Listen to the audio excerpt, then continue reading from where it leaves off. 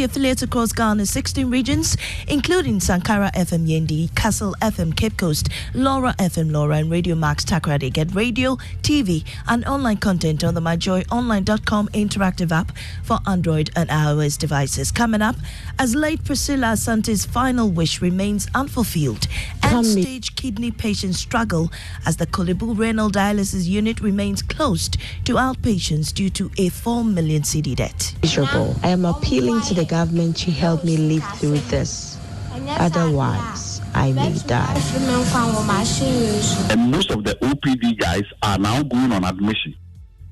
Also, Inspector General of Police Dr. George Ekufu-Dampari vows to protect Ghana's peace against all forms of threats amidst growing security concerns in the sub-region.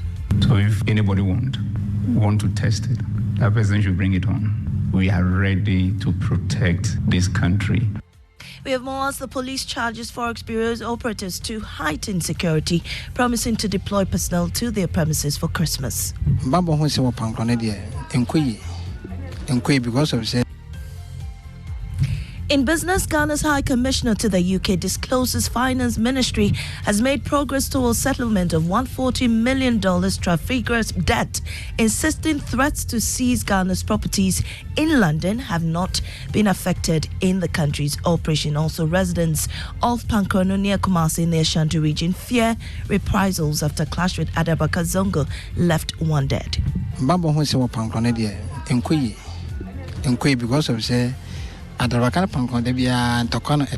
security in this community is very poor since the clash started. I am Amiesi Nyamiche Thompson. Details shortly, please stay. And the dying wish of late 15-year-old Priscilla Asante was for renal dialysis treatment to be easily accessible to persons with end-stage kidney failure. But almost a month after she passed, the very challenges that pushed her to her early grave is leading more with similar conditions to their death. Today marks 5 months, 12 days since the renal dialysis unit of Korle-Bu Teaching Hospital closed its doors to outpatients as a result of a 4 million cedi debt. Before we hear from President of the Renal Patients Association on its impact on their members, here's how Richard Kwejonyako captured Priscilla's last moment. The humming sound of medical equipment here at the renal unit of the Cape Coast Teaching Hospital welcoming patients. It's a Tuesday morning and 15-year-old Priscilla Asante is being wheeled into the renal unit here. The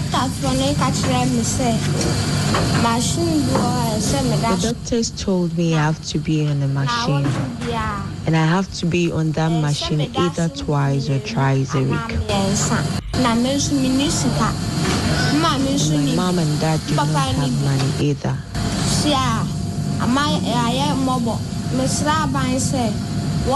We have become miserable. I am appealing to the government to help me live through this.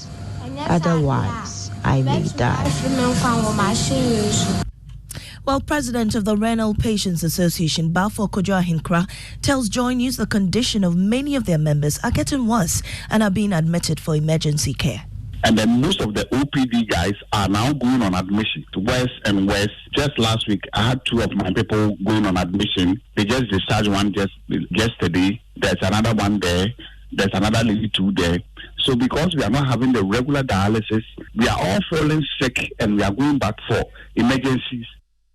Meanwhile, President of the Ghana Registered Nurses and Midwives Association, Perpetual Ofori-Ampofo, says it is unacceptable to keep the renal unit closed for many months over a 4 million cedi debt. It's a matter of agency. That money should be paid in terms of the debt that Korle-Bu owes. It should be paid. And the monthly cost of having to provide the services to these patients at that reduced amount or cost should be done so that they can actually have the services they require to live. This is a matter of life and death. And even as we speak, somebody's condition may be worsening. Somebody may have lost their lives just because the facility is not open and they are not getting the services that they require. Perpetual Ofori-Ampofo is president of the Ghana Registered Nurses and Midwives Association. The Inspector General of Police, Dr. George Ekufu-Dampare, has vowed to protect Ghana's peace and stability against all forms of security threats. He said this in a meeting with the leadership of the Ghana Association of Forex Bureaus as part of his outfit's stakeholder engagements ahead of Christmas. Forex bureaus have in recent times become targets for gun-wielding men who ransack and rob them in broad daylight. Commissioner of Police in charge of administration, COP Christian Tetayonu, charged the Forex operators to stay vigilant as the police readies to deploy personnel to their premises. When it comes to the festive period, that make sure you get police protection. Be careful of people who are also trailing you. Who are the people who come there? Especially those who use unregistered motorbikes and they come to your business premises. This is the time to activate your CCTV cameras so that in the camera you can watch in advance when people are gathering around your business premises. Assuring the public of their readiness to prevent crime, the Inspector General of Police, Dr. George Ekufu-Dampare, said the police will continue to protect Ghana's peace against every local and foreign security threat. We are on the ground. We will stop at nothing. And I want to repeat, we will stop at nothing. So if anybody want to test it, that person should bring it on. We are ready to protect this country with every fiber of our being. You heard Dr. George Ekufu-Dampare, Inspector General of Police. Now, residents of Pankrono and Adabraka-Zongo in the Ashanti region say they live in constant fear of a possible reprisal. A fight that resulted in 1 fatality and 2 injuries a fortnight ago was an effort to avenge another's death that occurred 2 years ago. 4 people have been taken into police custody in connection with a recent incident, but residents are requesting increased protection to prevent attacks. Nana Bwachi Dankwa-Yadom reports. On Thursday, October 19th, the youth of Pankrono attempted a reprisal on an alleged murder of one resident identified as Bernard Owusu by the Adabraka-Zongo youth. 1 person died and 2 others were injured. Despite the arrest of 4 suspects, there has been simmering tension between the youth of Pankrono and Adabraka-Zongo. According to residents, the communities have not been safe due to the tension. Security in this community is very poor since the clash started. The youth have had a meeting and we suspect a reprisal, but we give thanks to Nana Prempe for supporting us with security. According